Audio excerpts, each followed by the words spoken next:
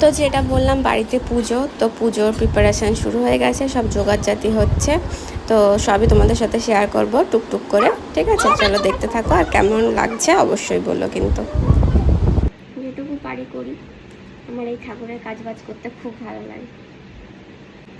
এই যে ফলগুলো এখন বানিয়ে নিচ্ছি জলদি জলদি করে, তারপরে এই তো পুজো শুরু। আমি বানালাম, এখন অনেক 10 রকমের ফল দিতে হয়। এখন ক রকমের ফল দেবো?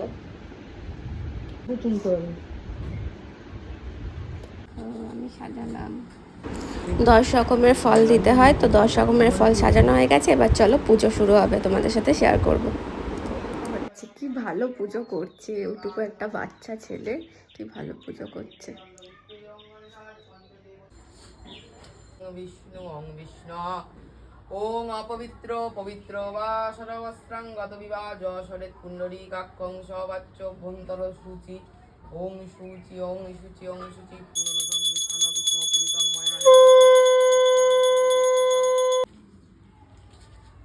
রাখার চেষ্টা করব। মূর্তি থাকলে ওদের কি বলে টবে আর কি বলে যে কোনো দিন কাটতে নেই, যখন তখন কাটতে পারে। ওতেই পুজো হবে। আচ্ছা আচ্ছা আচ্ছা, এইটা থাকলেও কাটে নেই তো? না, এটাও থাকবে, ইনিও থাকবে। আচ্ছা আচ্ছা আচ্ছা। আমাদের ওখানে একটা বাড়িতে গাছ আছে আর মূর্তি আনে। পুজো কমপ্লিট হয়ে গেছে, এবার খাওয়া দাওয়া করব। কি খাই চল দেখি।